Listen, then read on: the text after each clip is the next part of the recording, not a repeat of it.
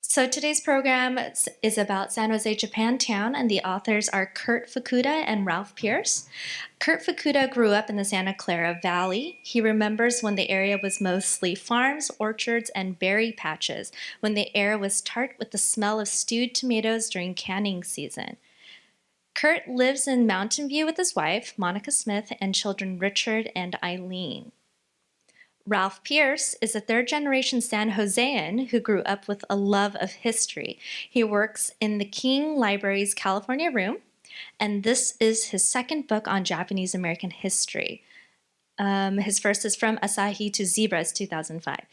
Ralph lives in San Jose with his wife, Emily, and their son, Michael. And starting us off this afternoon is going to be Ralph. So I'd like to welcome him up to the floor. Thank you, Elizabeth. And I'd also like to thank the Japanese American National Museum, of course, for inviting us here, and the Japanese American Museum of San Jose for supporting us in this, and our project lead, Jim Nagareta, our designer and layout person, Janice Oda, and our editor, Jun Hayashi. So I think my presentation will be kind of an introduction to San Jose, Japantown, kind of lay the foundation, so to speak, for Curt, who will go into maybe a little more detail on some of the stories of San Jose, Japantown. Let's see. So have any of you actually been to San Jose, Japantown, folks here? So quite a number of you. So you may know that there are like 3 official Japantowns left. And of course, there are many little enclaves as well, like Little Osaka and communities like in Gardena. And I think I hear that some of Seattle still exist, but 3 official Japantowns. And I think that San Francisco and LA are, I think, very well known and very popular. It seems like, I get the feeling that in a way San Jose is a little bit lesser known, perhaps. We're a little more out of the way. San Jose is not really a tourist destination. It's more of a bedroom community for Silicon Valley. But it's really a very special, a very unique, and very historic area.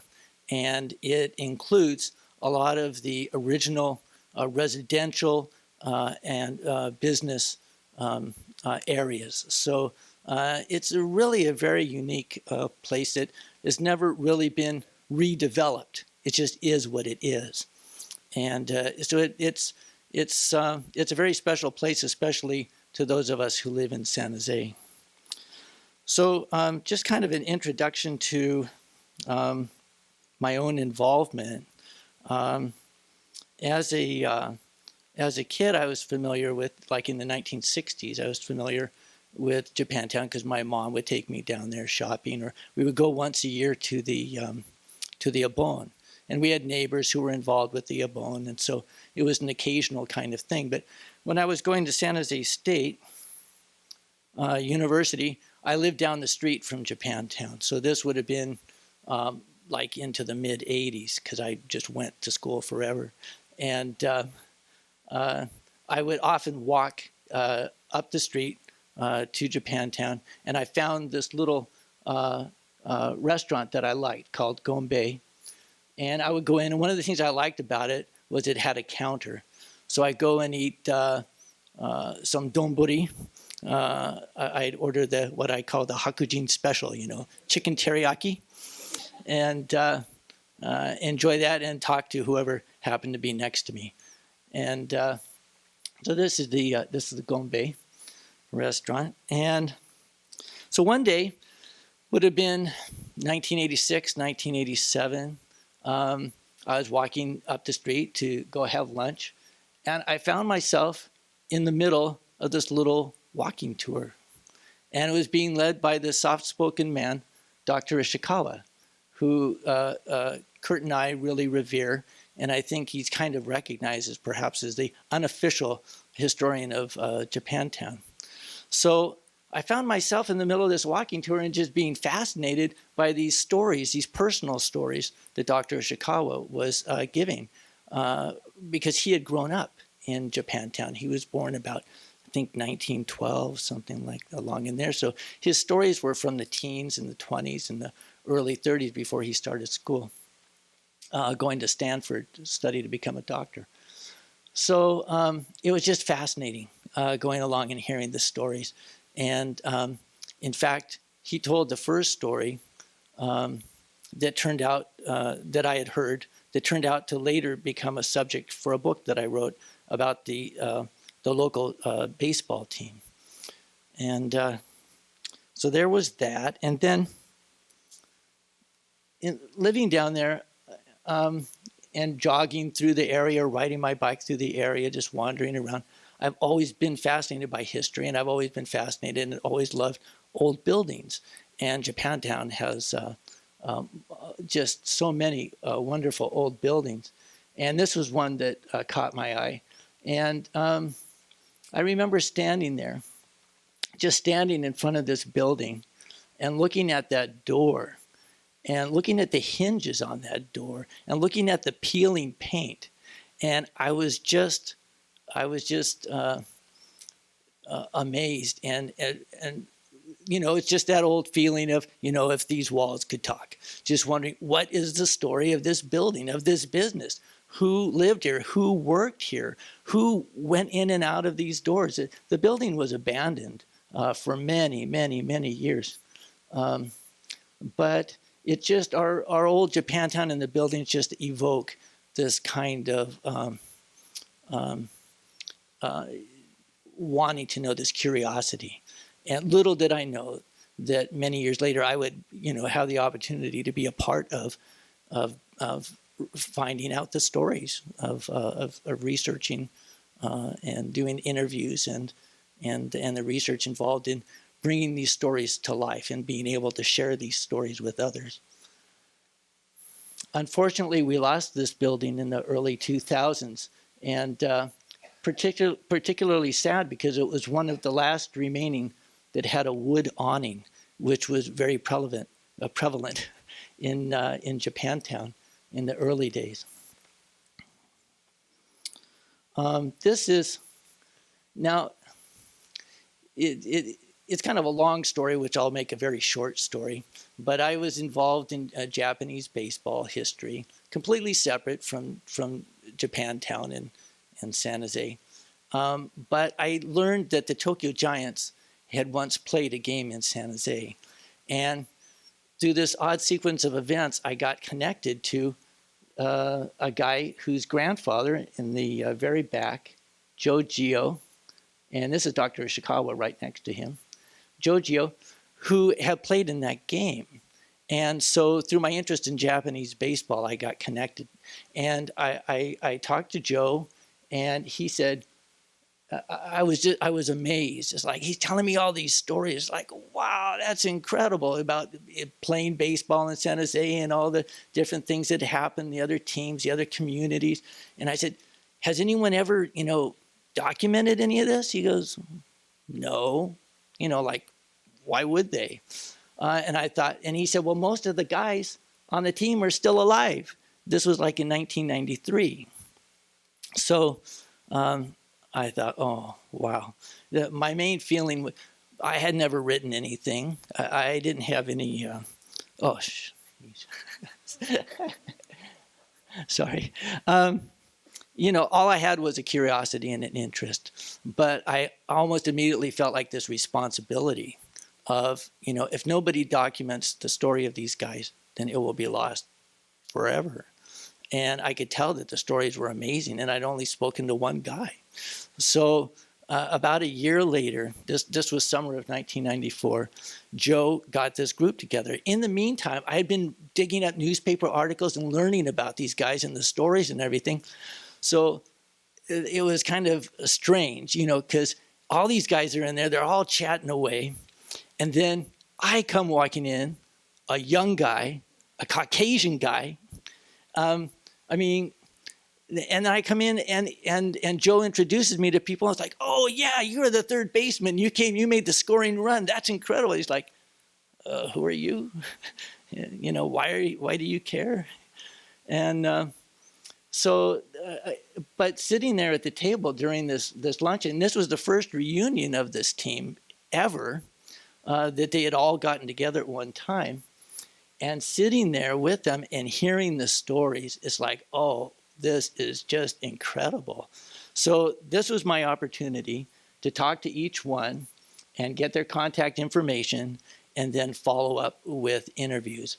I didn't intend on doing anything further than just getting their interviews. I had no feeling that I could or should write a book or an article or anything. I just wanted to get the interviews. And in fact, it wasn't until about 10 years later when I started working in the California room, the library's local history department, that I felt the confidence and like I should finally pull this all together. I had the interviews, so then I finished the research, and then in 2005, July of 2005, this book here was printed, which basically covers Japanese American baseball in pretty much all of Northern California, and also touches on Southern California as well a little bit with some of their interaction. But it gives you an idea of what it was like, the teams were like, and the importance of the teams, that they brought together communities and parents with their kid, Issei with Nisei, because they had cultural and generational differences, but the baseball was important for that. Let me see. So now I'd like to talk a little bit about, this was a practical consideration that Curt and I needed to address in writing the book. What is Japantown? We had to decide what were the boundaries. And it wasn't too difficult. We tried to be inclusive, but in being inclusive, I don't think we were overly inclusive. I think it was fairly straightforward. But this is in a way kind of sideways, I apologize. But we have, to the south, we have Empire Street. And coming up 5th Street, 5th and Jackson is kind of the heart, what we consider the heart of Japantown. And over here is the old Chinatown, which Japantown grew out of and grew around. And so a lot of folks will say, well, this is Japantown, this business district here between Jackson and Taylor. But in fact, it goes down all the way to Empire and all the way up to what used to be Rosa Street. And this is the old city limits. And all this area in here, this is all residential area. And especially after the war, it was developed largely after the war and became very supportive of the business district. And over here along the tracks are factories, which were also supportive of Japantown, and also, I'm not sure how much employment they gave, but the fields around, certainly, a lot of the laborers, the Japanese men that would come over and worked as laborers, would work in the fields surrounding this area. So it was all very supportive to the existence of Japantown.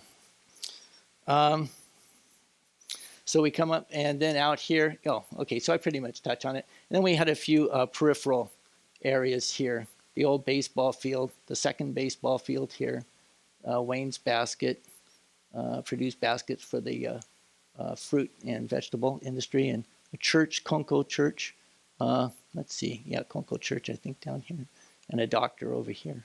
So this is about 36 city blocks, pretty large area. And it still pretty much remains, and at least in my mind, I consider it Japantown, or the Japantown area. Now,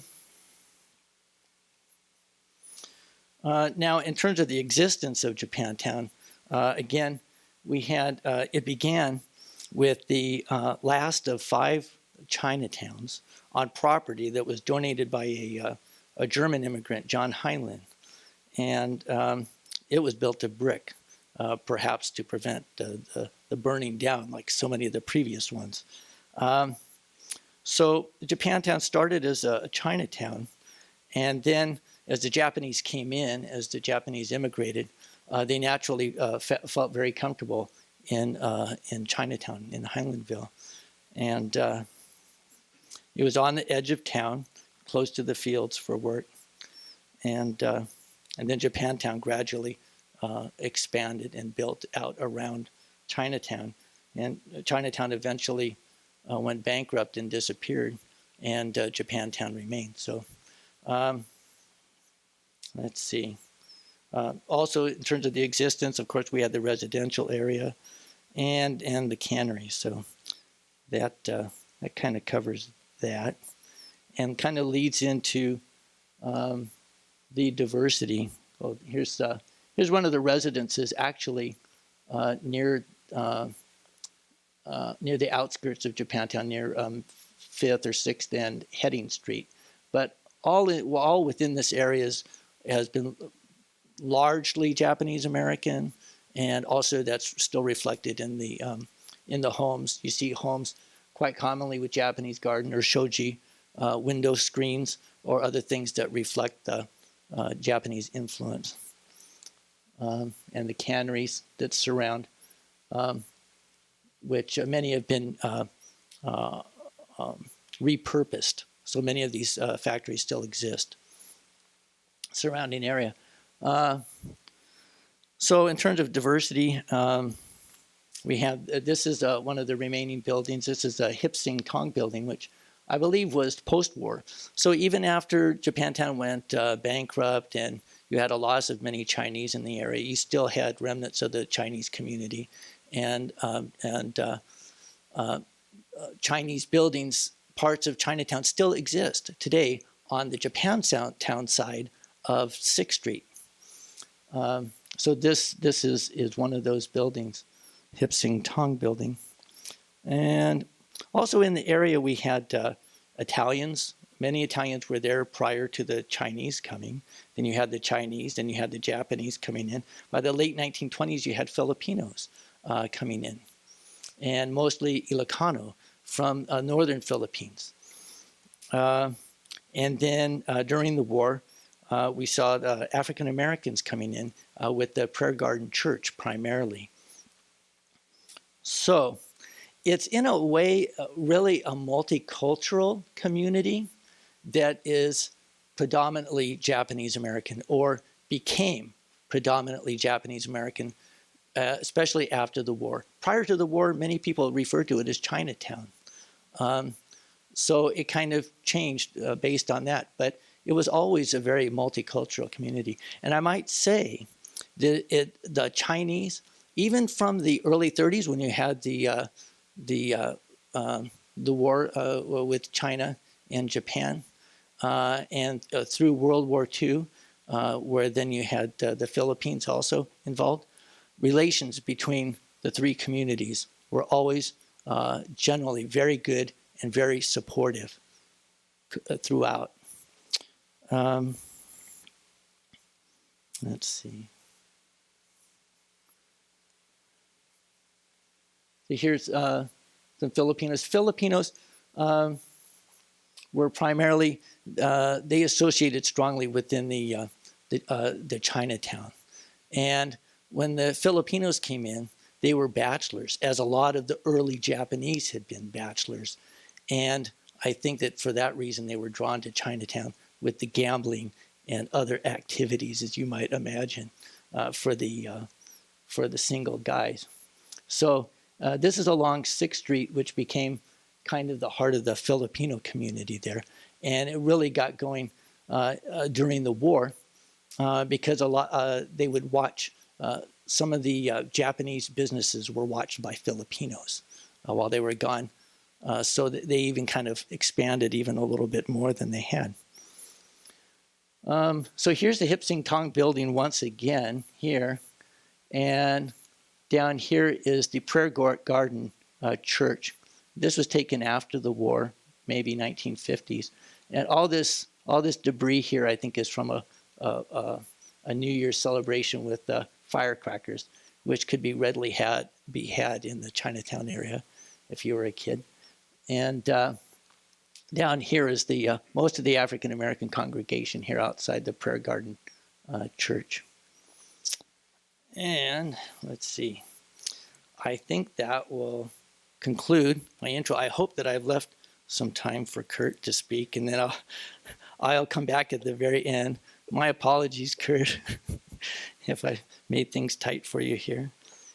And then I'll come back at the very end and talk a little bit about sports if there's time. Okay, so thank you. So let me introduce my co-author and the primary author of the book, Curt Fukuda. Okay, sure. That's all right. We're going to talk really fast. I'm going to cover two areas. First, partly why this program came about is last November was published, the Japanese American Museum of San Jose published this book, which is on the history of San Jose, Japantown. This book took 15 years to produce, mostly because it was a volunteer project, as with all volunteer projects, there's certain things in life that come in that will delay things. So it took 15 years. And this book is going to be available after the talk. It's make sure before you buy a copy that you sturdy yourself, because it does weigh 6 pounds. Anyway, so I'll talk very briefly about the creation of the book. Then we're going to do a whirlwind tour of the history of San Jose, Japantown. First of all, this book was, when the project started, it was never meant to be a book. This started in the late 1990s. I was in a multimedia class at Foothill College, and they were talking about this technology called VR, virtual reality, QuickTime VR. And that really caught my interest. The fact that you can take multiple photos, stitch them together, and create this like virtual world on a computer that you can navigate through. I thought, wow, I want to do a project about that. And then it came to me, why don't we do a project on San Jose, Japantown? And San Jose, Japantown, it's small, and I could probably do a very easy project. And then it came to me that, as you're navigating through this virtual world, wouldn't it be great if you can click on a picture of a building and out would pop a little movie where someone from Japantown would talk about the history of the building? So this was the beginning of the project, and then here is the prototype. This is the way the project was supposed to be. It was going to be a CD-ROM with a little 8-page book about the history of San Jose, Japantown. And word got out that we were doing, myself, and I enlisted Jim Nagaretta, who is a merchant in San Jose, Japantown, and also photographer, to help me on the project. We went out, we started photographing. Word went out that we were doing a project on Japantown, and everyone thought we were doing a book. And one of the Niseis, Jimmy Yamaichi, who is a founder of the San Jose, the Japanese American Museum of San Jose, started taking me to interview a lot of the Niseis who grew up in the area. And I was, we were recording them, and I was getting more information. And as I was getting more information, it became clear that a little 8-page booklet that goes into a jewel case will not be enough to cover the history. So I thought, well, we'll just make it a 16-page booklet. And, you can imagine what would happen. A 16-page booklet became a 32-page book. And then it became a 64-page book with a little sleeve in the back for the CD-ROM. In fact, here's a prototype of what our pages were going to look like. And then even at 64 pages, it didn't seem like it was enough. And then my wife, Monica, who's much smarter than me, said, drop the CD-ROM. No one wants to sit in front of a computer to learn about San Jose, Japantown. Do a book. Just drop the CD-ROM and do a book. And as usual, Monica's probably the smartest person in the world. And so it became a book project. And when it became a book project, there were a few things that I and Jim and Janice, Oda, who we brought on to design the book, decided that, first of all, it cannot be a yearbook. You know, the worst thing in the world is to get a book and you're looking at group after group after group with thousands of names, and it doesn't mean anything to anyone who didn't grow up in the area. So we wanted the book to be about stories, put it in context of history so that anyone, even if you've never even heard of San Jose, can pick up the book, read through it, and it would have some meaning. Secondly, we wanted the book to be inclusive of everyone who lived in the area. That included the Chinese, the Filipinos, the Italians, and the African Americans. And then thirdly, we wanted the book not to just be about guys, because when I interviewed a lot of the Nisei, they would talk about Mr. So-and-so and Mr. So-and-so, Mr. So-and-so, and I started asking them, yes, what was Mrs. So-and-so doing during that time? And so we made sure in this book, we have the stories of the women of Japantown, not just the men of Japantown. So anyway, throughout the book, we also had another gentleman, Ward Shimizu, who joined and helped me with some of the research and preliminary writing. Ward had to leave because he was leaving the area. And we had a wonderful resource in Ralph, who works at the Martin Luther King Library. And in addition to research, Ralph was an expert on the Japanese baseball team and sports. So Ralph was invited to join the team and became a co-writer. And thanks to Ralph, he suggested we should get the Japanese American Museum of San Jose to be the publisher, which we did. And it's turned out to be a very, very wonderful collaboration. Okay, we're going to cover these really briefly, these 9 sections of the history of San Jose. Before Japantown, and this is very important, before San Jose, Japantown, because this sets the stage of where the Japanese came to when they came to the Santa Clara Valley. And a lot of people have asked me, like, why did the Japanese not come at the same time the Chinese came over to the United States? And that was because, as most of you probably know, Japan had a policy of isolation that finally ended when Admiral Perry visited the islands, and finally ended when the Tokugawas fell, because before that time, because of the isolationism, if you were caught leaving Japan, you were not dealt with very nicely. Anyway, by the late 1800s, the Japanese started coming across the ocean. They landed in Hawaii, and they started coming to the Santa Clara Valley, which is where San Jose is, around 1890. Now, before then, I'm going to show you this. If you were to land, those of you who've been to San Jose, when you go to downtown San Jose, on Market Street, which is near the center of downtown, you see this beautiful big hotel, the Fairmont, which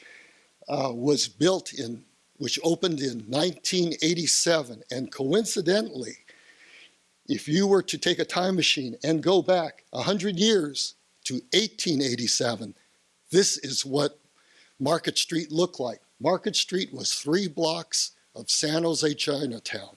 So the next time if you're in San Jose, downtown San Jose, and you're walking along Market Street, imagine 3 blocks of wooden buildings. That was San Jose Chinatown.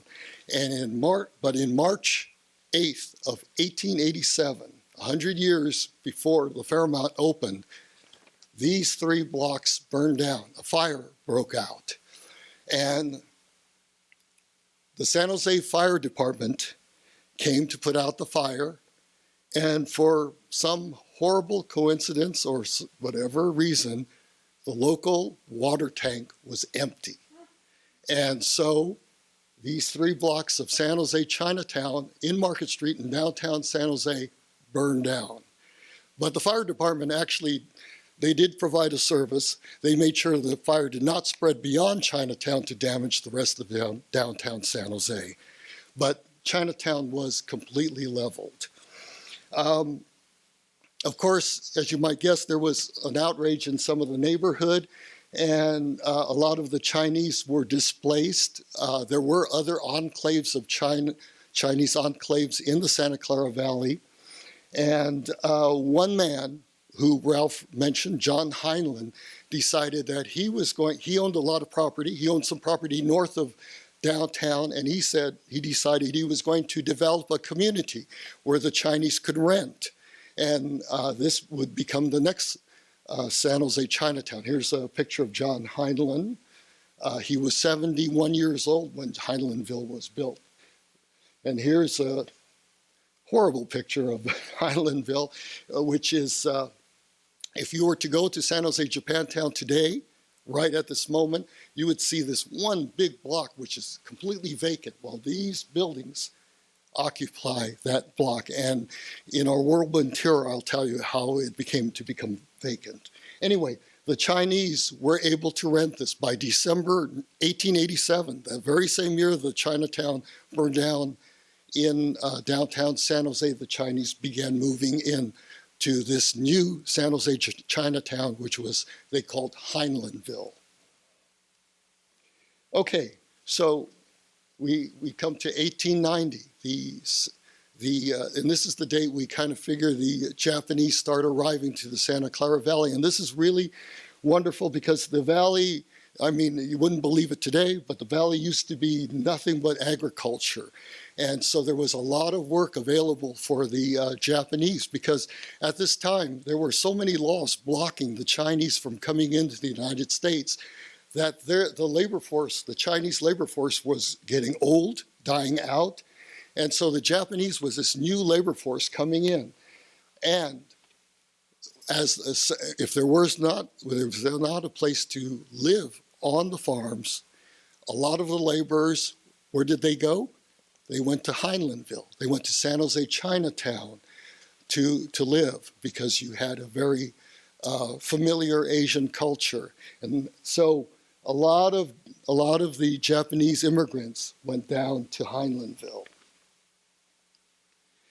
I don't know about the Japanese community that settled in Southern California, but up in the Santa Clara Valley, they mostly came from Shimane, the prefectures of Shimane, Fukuoka, Kumamoto, Hiroshima, and Wakayama. And during the late 1800s, the economy in Japan was not very good. So that was an incentive for a lot of men mostly, to seek adventure, seek employment elsewhere, come to the United States. For a lot of the young men, especially the ones who were the second-born son, who would not inherit the family land, it was kind of an incentive for them to come over to the United States. So most of them came over and worked as migrant workers. And those who found the Santa Clara Valley very, very hospitable stayed, and usually in San Jose Chinatown. Yes, there were some students that came over, some adventurers, and some merchants eventually. Because as we get to the 1900s, you did have some Japanese that were leasing lands. You could still lease lands at this time in the Santa Clara Valley, and some of them even were able in the early part of the 20th century to buy lands. So they were shopping at the Chinese markets in Chinatown, but eventually on Jackson Street, right next to Heinleinville, they started building some buildings, and one of them was the Hokubei and Company, which opened in 1906. It's one of the really early Japanese businesses that we've documented. And here you have them selling supplies to mostly the Japanese farmers. So, oh yes, this building still stands. If you were to go to San Jose right now and you see this store called Banana Crepe, that was a Hokubei. So during the first decade of the 20th century, Japantown starts thriving, and it becomes a self-contained community. If you were to go down there, you would only hear Japanese. During this time, they built this hospital, the Kuwabara Hospital, to serve the Japanese community, because a lot of the Japanese immigrants didn't feel comfortable going to an American doctor, and because of the language problems, communicating what they wanted. So a hospital was built, and this building still exists. If you go to San Jose today and you see a building that says the Issei Memorial Building, this was the Kuwabara Hospital, built in 1910. So during this time, you also had a building that was built as a theater. So the complexion of Japantown was changing. What started off as immigrant workers, mostly men, a bachelor society, you started getting more women coming in with the picture brides and families, and you have some of the earliest Nisei being born. And for those of you who don't know, I'm using the term Issei. That means the first generation, the people who came over. Nisei, second generation, people who were the generation who was born here to the Issei. And then you have the next generation, which I am, Sansei, which I am born of the Niseis. And then my children are the Yonseis, fourth generation. Anyway, so by 1915, this is a little hard to tell. This is a detail of the Sanborn map. And the Sanborn map came out periodically. And in the 1915 Sanborn map, for the very first time, they actually recognized that this section of the Jackson Street, 5th Street, 6th Street, north of downtown is Japanese. So you did have even the outside society recognizing that this was a Japanese community. This leads us to the 1920s, when you have like even more Nisei living in Japantown, more families living in Japantown. And I call this the golden age, because as I was interviewing the Nisei, whenever they remembered San Jose, Japantown, they always talked about pre-war, the 1920s to the 1941, as this was the time when Japantown was alive. You could go to the theater and watch a Japanese play or a Japanese movie. This brick building here, they would post notices on it, and this became, like the news center of Japantown. So people would go there. The people who lived on the farm would take a trip into San Jose, Japantown, to socialize and to buy their supplies. So this was the hub of the Japanese community in the Santa Clara Valley. And during this time, you started to hear a little bit more English being spoken. And during the 1920s, before the 1920s, if you were to visit San Jose, Japantown, there were no sidewalks. All this was like wooden planks, and there's a dirt road. But around 1924, 1925, they actually paved. They put in sidewalks. And so, the community was really going upscale. And during this time, like I said, you had more Nisei appearing. As you could see, most of the buildings still in this golden age were still wooden buildings. But even though it was recognized as mostly Japanese, if you were to ask someone outside the Japanese community, what's that community north of downtown, they would say, oh, that's Chinatown. Even though in 1931, the Heinlein estate was bankrupt, and it was seized by the city of San Jose, and immediately the city of San Jose seized all the property that was San Jose Chinatown and evicted all the Chinese. So in 1931, the Chinese were scattered. Some went to San Francisco, some went to the Central Valley, some moved over a few blocks, but the Chinese community in San Jose dwindled greatly during that period. And then the city of San Jose started tearing down the brick buildings that were San Jose Chinatown.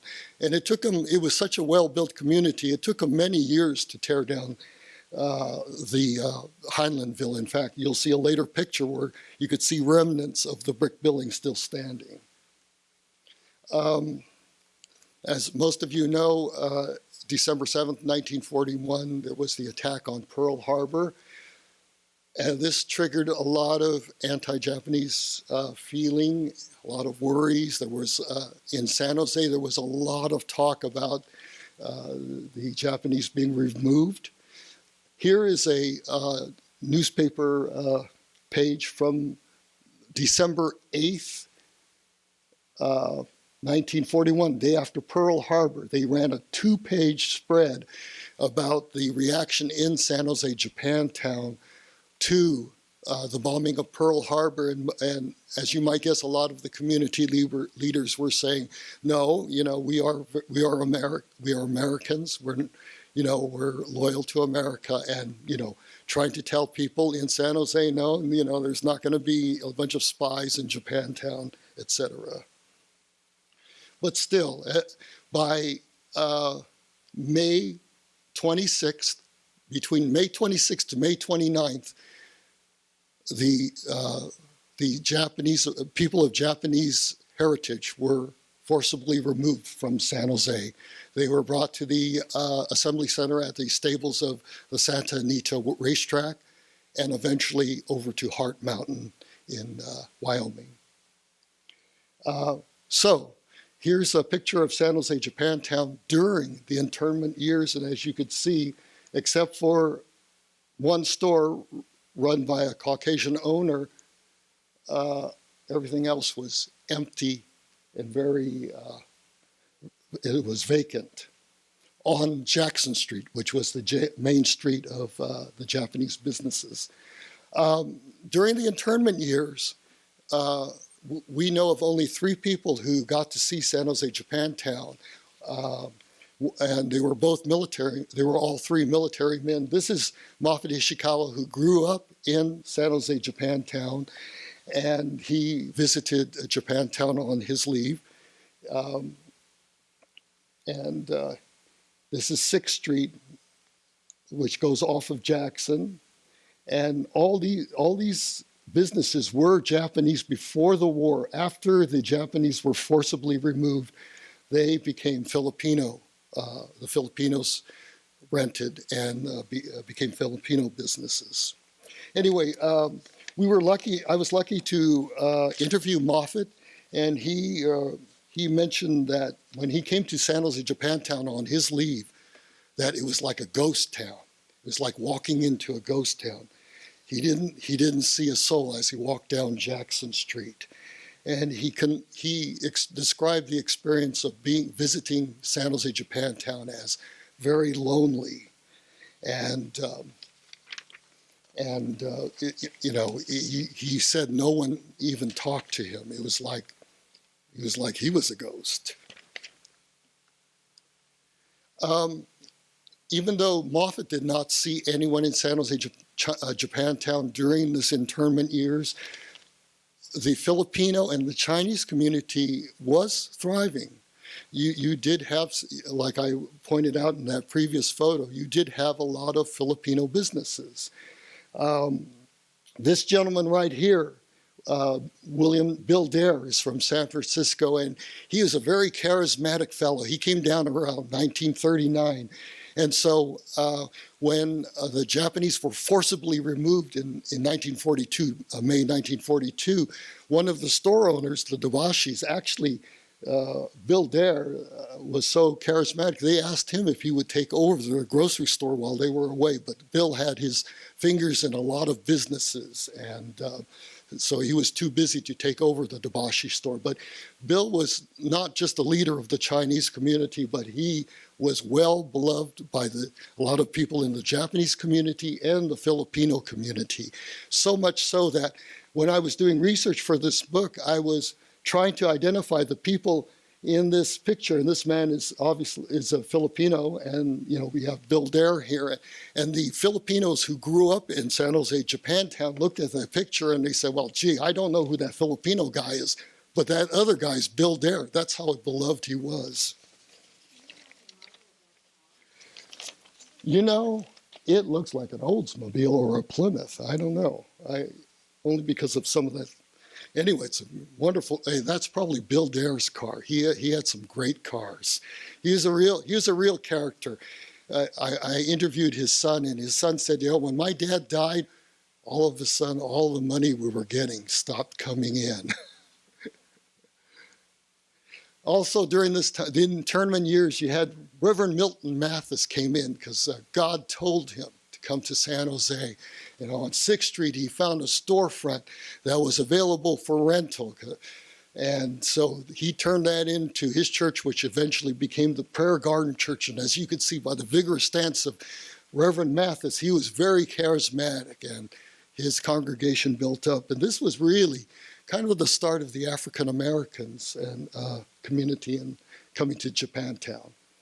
All right, by late 1944, the Japanese got the word that they can leave the camps if they want to.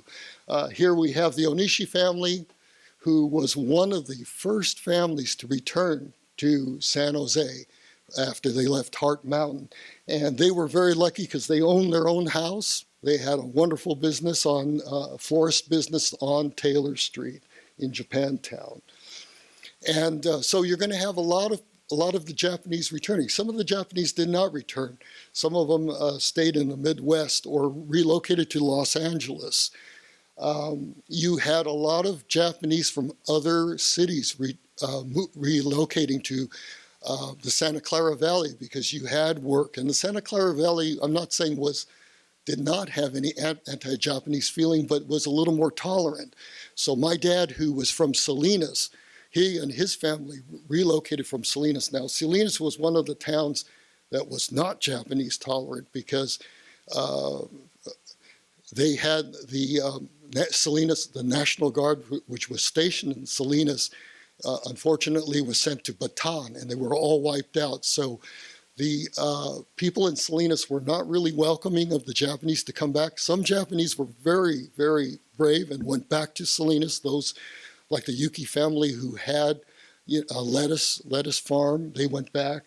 But for the most part, a lot of the Japanese relocated to San Jose. And today, in this day, if you were to go to Salinas, go to Lake Street, where it was Salinas, Japantown, you'd be shocked. It just looks like a bombed out war zone. It's just completely vacant. Anyway, so you're having all these Japanese Americans coming into the valley, and to welcome the Japanese returning, you have this. In December 1944, the city of San Jose decides that they were going to do a study on substandard housing. And this I never knew about until I started researching for the book. The fire department and the health department released a study on housing that they said was substandard, and the housing that was substandard was condemned, and you could not occupy these houses or hotels, any building. And of course, and as you might have already guessed, the study was done in Japantown. So a lot of the Japanese, when they came back, they were greeted by a rude surprise that the places they were hoping to stay were not available at the time. And I was reading this article, and the fire chief said, well, the fact that we did the inspections in Japantown was just pure coincidence. It wasn't meant for anything else. Anyway, thank goodness that during the resettlement, you had a lot of great organizations like the JACL, the Buddhist Church, the Methodist Church, the Konko Church, the Seichono-ie Church, who all banded together and provided a network for the people returning. The gymnasium of the San Jose Buddhist Church and the old part of the church became a hostel. So many of the Japanese returning would stay there until they were able to find a place they could rent, find jobs. And this really helped them during this time. Now, yes. Okay, you got 5 minutes, okay. All right. Very, very briefly, this leads into the 1950s, which is the peak years. So a lot of the Japanese, I've actually met people who believe that before World War II, San Jose, Japantown was fantastic, and after the war, it was like, forget it. But actually, in reality, before World War II, you had 3,775 people of Japanese heritage in the Santa Clara Valley.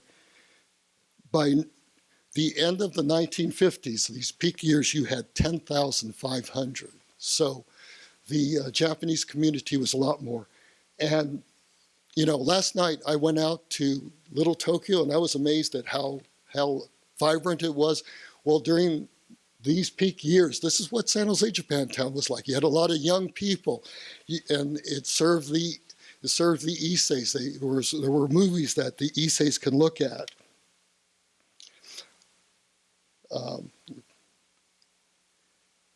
This was the place where if you got married in the Santa Clara Valley, you went to Japantown to hold a reception.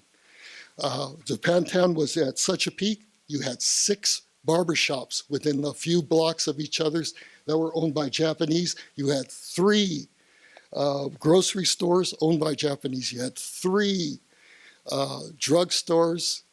It was really a really happening place. And as you might guess, even during the peak years, people still called it Chinatown. And if you were to go to Japantown, even during these peak years, where would you go to eat? You'd go to a Chinese restaurant. So, and I'm going to rocket through these last parts because we're going to get to the question and answer. For most of you who remember the 1970s, there were a time of the recession. You had the Vietnam War.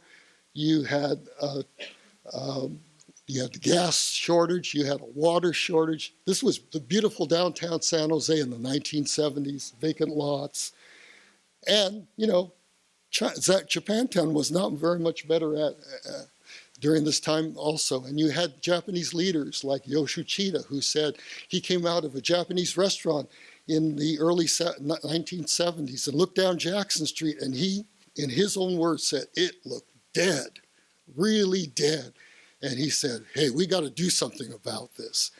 And during the 1970s, you had P.J. Hirabashi of who later would go on to the San Jose Taiko, doing a study of Japantown. She interviewed a lot of Issei's. The Issei's, she would ask them, what do you think of the future of Japantown? And they would say, I don't know. Japantown is going to be gone in 10 years. And she said that a lot of the Issei's had no hope for Japantown. Why? Because they felt that the next generation coming up behind them, even though the Nisei's were doing all they could to preserve Japantown, they felt that the Sansei, the next generation, the people who were involved with the anti-war demonstrations, the culture, they felt that these people couldn't care less about Japanese culture and about Japantown, and then the Japantown would just fail. But they were wrong. Many of these people went on to form an organization called the Asians for Community Action, which lasted only a couple of years, but they poured all their youthful energy back into Japantown and established programs that would endure even to today. Helping the youth were these 2 ministers, Reverend Abiko and Reverend Mike Morizona. Mike Morizona was an anti-war. He connected with the youth and really taught them how to channel their energies into the community, into Japantown. Reverend Abiko loved Japanese art, loved Japanese culture, and encouraged the young the Sansei, hey, you guys, go down to Los Angeles, meet a guy named Mas Kodani, meet Kanara, Taiko, learn about what they're doing down there.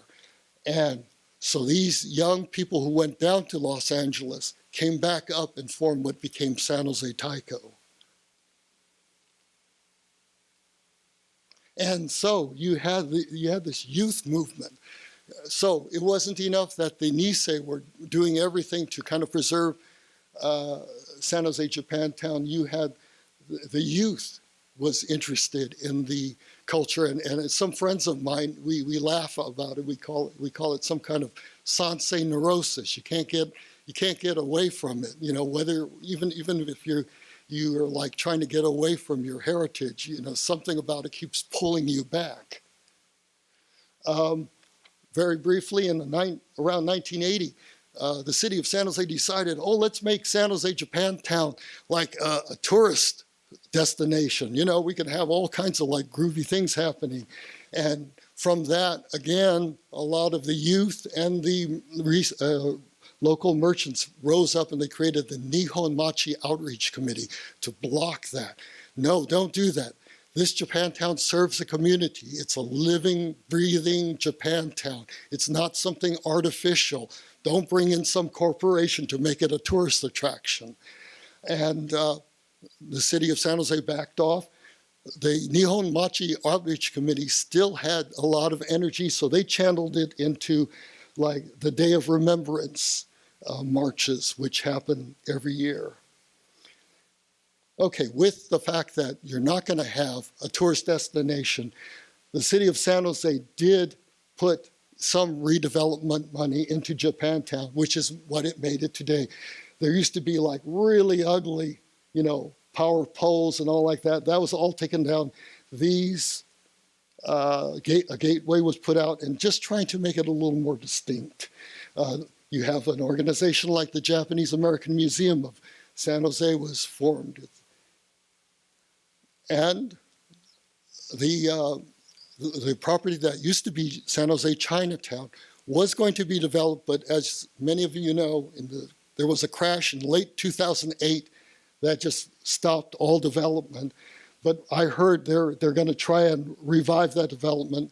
I don't know what it's going to be. There's talk of residential and commercial underneath with a cultural center, which might change San Jose Japantown immensely. And then last but not least, I promised my friend Pam Matsuoka, who designed the logo for the San Jose Business Association, that I would mention this. Those of you who buy the book, in the book it says that this symbol is a lotus, and as many of you can tell, it's not a lotus. It's a plum blossom, and it represents the many prune orchards throughout the Santa Clara Valley. Okay? And do we have time for sports, or should we have Q&A?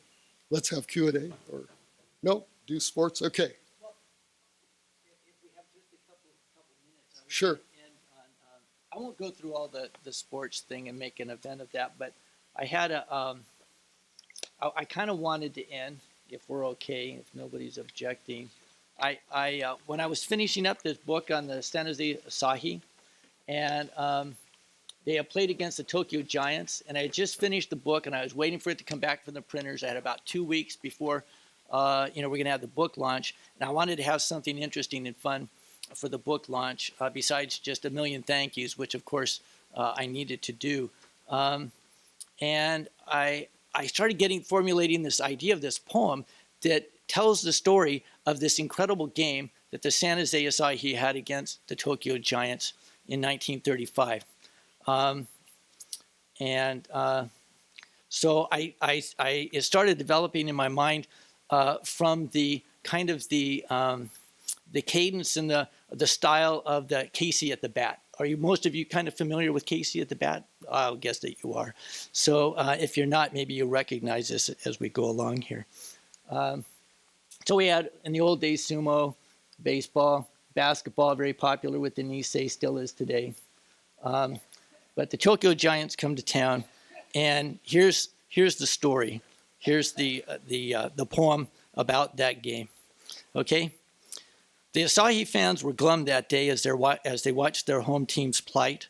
On the short end of 2-1, in the bottom of the ninth. Japan had sent their very best. Tokyo's Giants seemed to be, with their Russian pitcher Starfin 3 outs from victory. But Miyamoto hit one clean to left, to the astonishment of all, and Onitsuka, with a careful eye, earned a base on balls. Now Starfin was getting worried and determined to be bolder, let go a wicked fastball, hitting Ikeda on the shoulder. So Ikeda trotted down to first. Onitsuka was safe at second. Miyamoto's tying run at third, where the gleam of home plate beckoned. Kanemoto missed his bunt 3 times. That Starfin was a terror, but the catcher dropped the final strike, and Miyamoto scored on the error. Now strong Shiraki came to bat, with only 1 away. Onitsuka's winning run on third, and the crowd began to pray. Shiraki swung, and swung, and swung. He was very seldom routed. "Why did you swing? How could you miss?" Those were the nicer things they shouted. There was one last chance, though slim, to end a stalemate. With speedy Onitsuka straddling third, Russ Hinaga approached the plate. 1 out to go and their pitcher up. The crowd now settled down. They saw only the extra inning when the Tokyo boys would come around. The locals held their breath as Starfin blazed one across the rubber. Russell watched, unmoving, waiting for another. Starfin fired again, and Russ waited for the call. Umpire Bowen straightened up, calling it a ball. The stands were completely silent now, as 1,000 people sat. It was just too much to hope for, they thought, as Russell choked the bat. The tireless Starfin stared towards the plate, then unleashed from his towering height a scorching fastball trailing smoke, and Russell swung with all his might. Well, yeah, sometimes you win and sometimes you lose. And they say it's all a game. So if you lose, don't be sad, for it's how you play the game. But there was joy that day in San Jose, and the news spread throughout the state. Hinaga drove the ball past second, and Onitsuka crossed the plate. Thank you. Sorry, I just wanted to quickly ask, could you say a little bit of background why that game was so important for the Japanese American team and the history behind that as far as... Well, I think that, this team, the Tokyo Giants, they had been created in 1934, the year before, to play against the touring Babe Ruth and All-Stars. So this was the very best team that Japan was able to put together in their efforts to, it was the beginning of their efforts to create a professional league. So the Giants were touring, and they were trying to gain experience and also promote back home in Japan this idea of a professional team. So these were the absolute best players. The San Jose Asahi was one of the strongest Northern California teams. They and the pride of Little Tokyo, the LA Nippons, were the only 2 Japanese American teams to beat the Tokyo Giants out of many games that they played throughout the Western United States. And this, of all whenever I would interview the Nisei players, this game always came up as like the highlight of their life or of their playing careers. And they said that the crowd absolutely went crazy after the game, poured out onto the field and started dancing around with the players. So it was a big deal and a big celebration, very important to the community. Well, very often through sports, you get the politics of the society at the time. And clearly, to win against the other team was very significant. The same thing happened in, I think it was cricket, when the West Indies won against Britain. Any of the colonized peoples, when they win against the colonizer, is a very powerful moment reflected through sports. Well, and Not just the game. Thank you for your comment. I might just add, too, that we discovered that this game of baseball was so important um, to the bond between the Issei and the Nisei generation. And it also brought together families because families would have picnic lunches in the stands. It brought families together, society together. It united the Japanese American community with the greater community because they would actually play against Caucasian teams at the same stadium. And Caucasian teams would rent the stadium to play other games. And then it bonded Japanese American communities because they would travel as far as Los Angeles to play games against other Japanese communities. So it created this bond and communication. And even when they traveled across to Japan in 1925, then they reunited with families, and the Nisei were reuniting with family members they'd never seen and experiencing their own the culture of their parents and their ancestors. And to this day, baseball has remained an important bond between Japan and the United States. When you were doing your research, did you the people who had the photographs? Did any of them have film footage?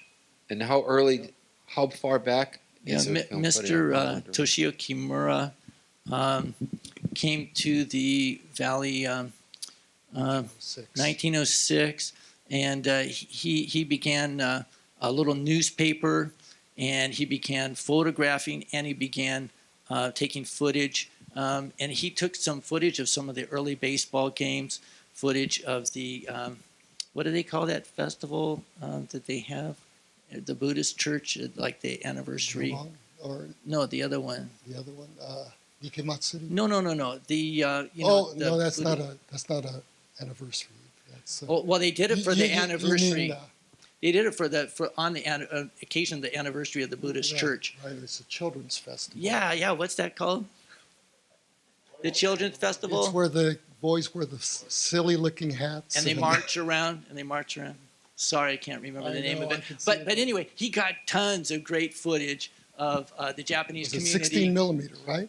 Wasn't it not even 8 millimeter? Was it 16? Yeah, I think so. Oh.